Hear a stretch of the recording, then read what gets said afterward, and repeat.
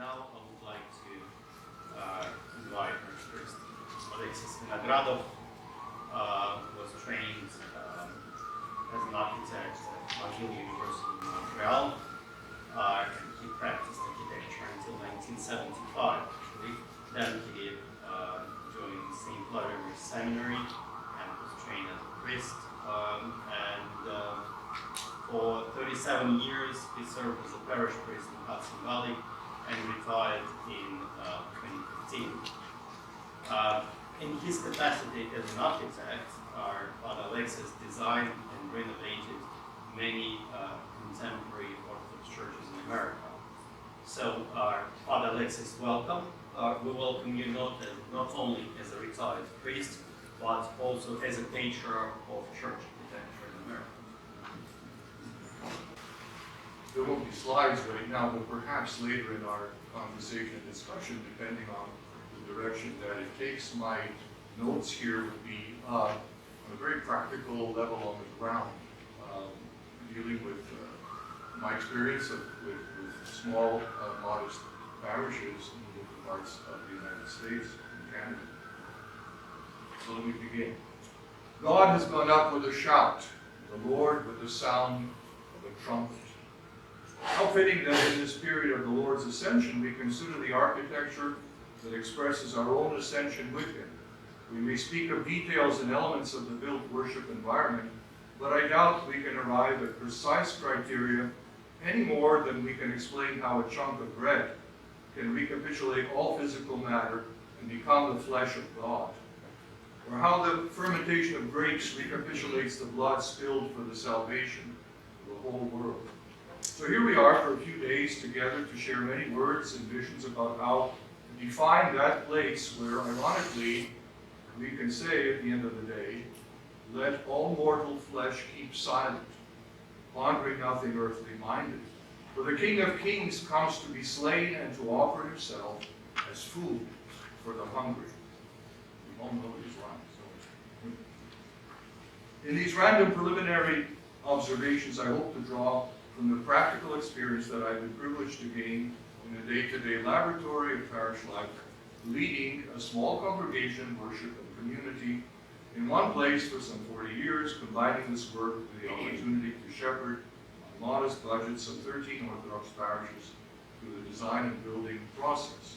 Some of you might be familiar with one of these projects, the chapel dedicated to the three hierarchs at St. Vladimir Seminary, just up the Hudson River, a few miles from here. And I noticed one of my colleagues, Father John Shipshik, is here, and it was wonderful working together on his new church building in Medford, New Jersey.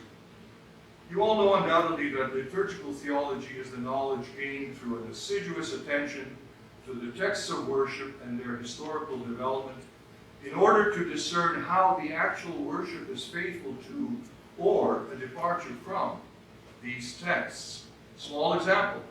The catechetical texts tell us that the lesser entrance at liturgy signifies the beginning of Christ's earthly ministry. After all, are we not carrying the gospel word in procession? Yet the actual prayer of entrance makes no reference to this beginning ministry, but rather it asks the Lord to send the heavenly hosts that He has appointed to accompany our own ascension into His glory and goodness. This entrance is not His. This entrance is ours. The ecclesial sclerosis that I mentioned in my title has to do with our tendency to preserve patterns where theology and action diverge, rather than finding the courage to take the risks of confronting these disparities. I have learned repeatedly that justifying a change, no matter how clearly, does not imply de facto its implementation. When, for example, I spoke in my parish in the 1980s about the freedom of movement and engagement of the faithful in an open floor plan of the nave, I was very soon asked why I would want the church to regress to some bygone era, now that we have discovered the orderliness and the dignity brought to worship through the use of pews, not to speak of the stained glass windows with which the faithful often grew up in their repurposed former Protestant churches. Given my background both at seminary and in my roots in an open-plan Russian cathedral in Montreal, what seemed to me like a viable restoration of liturgical dynamism was seen as an unnecessary, quote-unquote, russification of a now established modern American Orthodoxy. You know, Father, we are no longer in Mother Russia. I failed to recognize that I was challenging the experience of my parish of many Pennsylvanian exiles, challenging their memory of perennial fundraisers to purchase new pews and stained glass windows and ornate iconostases for their churches, and believing, through the encouragement of their clergy, in fact, that all this was a step forward for the church. I wrote elsewhere these remarks in which I cite Father Aidan Kavanaugh, his studies, a Catholic scholar, titled The Elements of Rite. Father Aidan speaks of the liturgy as the transaction of death and life, not life and death, death and life, and not the act, he says, of being tucked in with fables and powder puffs. Our concern cannot rest on the architectonic differences between East and West as a comparison of equivalent styles, but rather to plumb the theological underpinnings that these forms express, or sometimes more importantly, fail to express. When Kavanaugh argues that placing pews in the nave is the equivalent of having bleachers in the middle of a basketball court, he plainly says that we have changed the very nature of the game. It is no longer a question of cultural adaptation or nuance, but of a radical shift in meaning. Yet this shift is so insidious that it eludes both observation and commentary, for it moves into ecumenically safe and polite considerations of style and cultural preference. You can glance over at the famous Starship Enterprise in Milwaukee and look at the floor plan, and you see how this is reflected in the dynamism that is not there. In her book, Talking About God Can Be Dangerous, the Russian dissident Tatyana Goricheva describes, or is it Goricheva, long on both kinds, describes how in churches in the West, including Orthodox ones, all the arrangements that she observed imply an anthropocentric focus, the privacy of the comfort and the well-being of the passive audience, sitting in rows of cushioned seats to observe a performance, contrasting this experience to that of the open, fluid, and majestic churches in her Russian homeland, whose arrangements are theocentric, focused on the privacy of God and drawing our desire and focus us spiritually upward.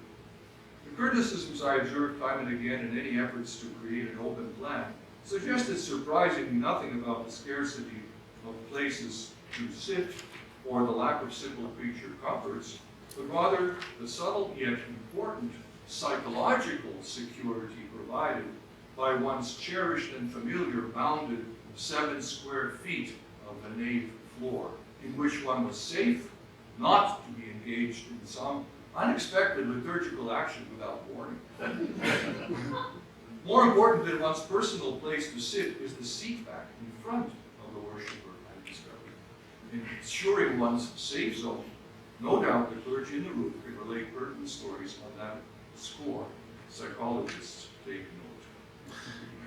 The fact that many architectural studies and growing research have provided scholars with ample material for a genuine ressourcement in the techniques of worship does not alter the ingrained habits that faithfully reveal what liturgy has, reveal what liturgy has become today. It will be no surprise to those who know me that I often bring Father Alexander Chapnin along when asked to speak. Father Robert, Susan, Father John, Nick, you've heard all these passages many times, you probably know them by heart, but I feel they are always worth repeating, always worth bringing forward. So, after all, Father Alexander was and remains most likely the foremost proponent of liturgical theology and most outspoken critic of the sclerosis that thwarts its examination. In his journals, he gets very colorful, as you know. There, boldly and sardonically, he criticizes the performance by paid clergy of the spiritual demands of the client.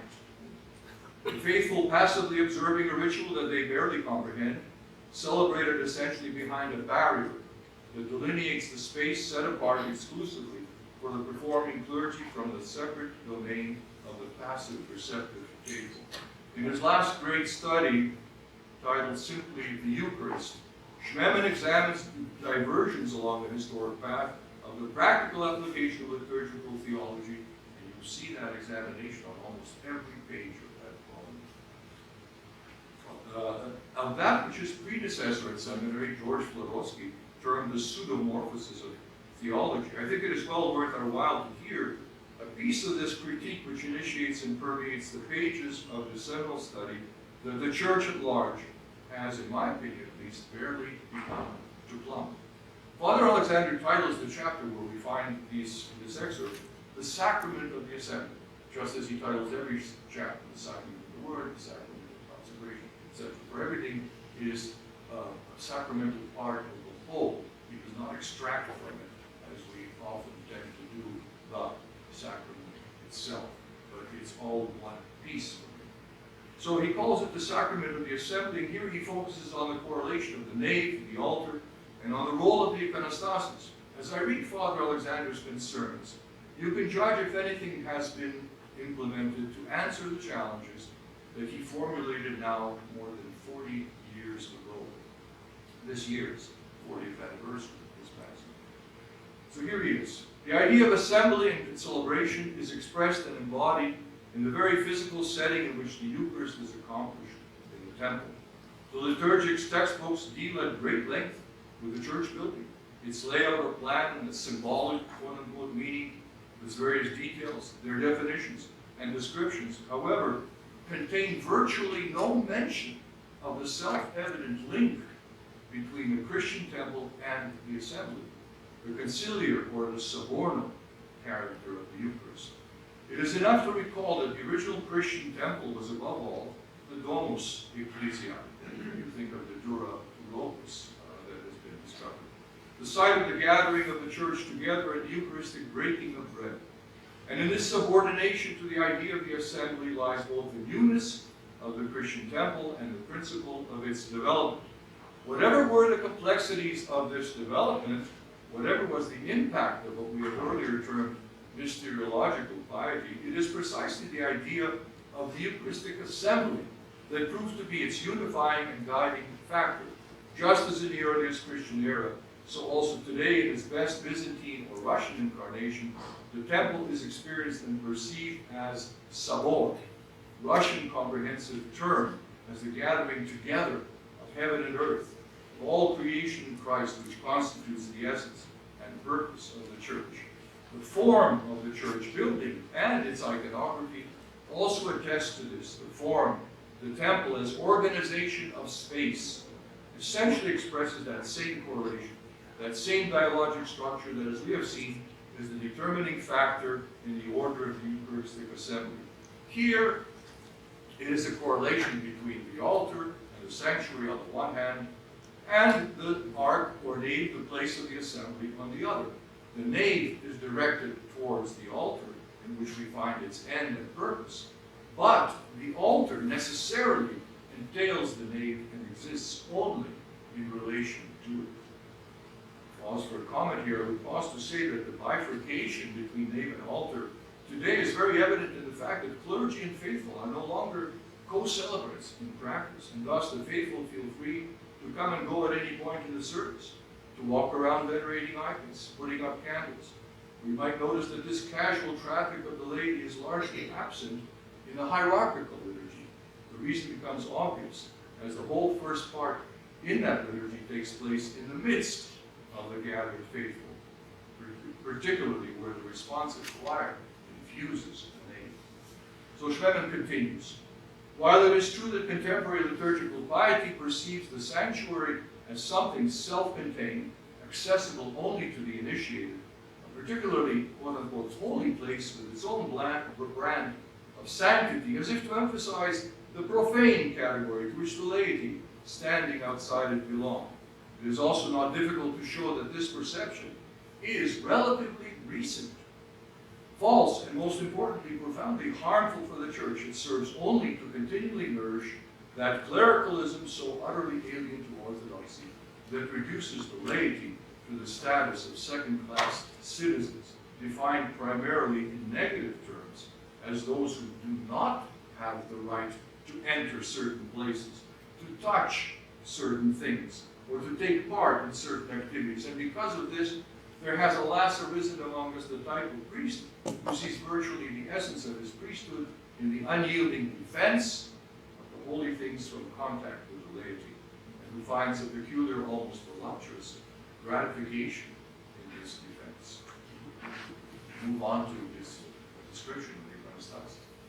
But let us repeat once more, such a perception of the altar is not the original one, and it is false. It owes much, of course, to the corresponding understanding of the ikonostasis as primarily a wall that separates the altar from the laity and places an impassable barrier between them. Yet, as strange as it may seem to the majority of Orthodox today, the ikonostasis originated from a completely opposite purpose, not to separate, but to unite. The icon is a witness, or better still, a consequence of the unification of the divine and the human, of heaven and of earth, that has been accomplished in Jesus Christ. All icons are, in essence, icons of the Incarnation. Father Alexander Chapnin, rattling papers, continues. Thus, the ikonostasis originates from the experience of the temple as heaven on earth, as testimony to the fact that the kingdom of heaven has drawn near. Like all the rest of the iconography in the church building, it is an incarnation of the vision of the church as sobor, as the union of the visible and invisible worlds, as the manifestation and presence of the new and transfigured creation. He continues, getting close to the end of his words. What is tragic is that the authentic tradition of Orthodox iconography experienced a prolonged process of alienation in which the perception of the correlation between the icons and the temple disappeared almost entirely from the church consciousness. Our churches today are no longer painted over with icons. Either we hang a large number of icons panels that often have no relation whatsoever to the temple as a whole, or we decorate the church with all sorts of ornaments. And not only do the details invariably predominate over the whole, but the icon itself becomes a detail in some decorative ensemble. Another aspect of this same tragedy is the gradual degeneration, first of the form and then of the meaning of the ikonostasis, from an order or a framework or harmonic system of icons which naturally required a standing support, a stasis. It was transformed into a wall adorned with icons. In other words, the opposite of its original function. At first, the icons demanded a wall form, but now the wall demands the icons, and in this manner inherently subordinates them to itself. At this point, in the quoted passage, Father Alexander demonstrates again how this idea of the division or separation of nave and sanctuary into two domains is contradicted by the very rites of the consecration of a new church. Quoting the descriptions of the rite by Simeon of Thessalonica, he shows how the so-called royal doors were not the doors in the ikonostasis, but the front doors of the church itself, and the prayers, the blessings, the anointings are all performed on the entire church, and not separately on the altar area as some special place.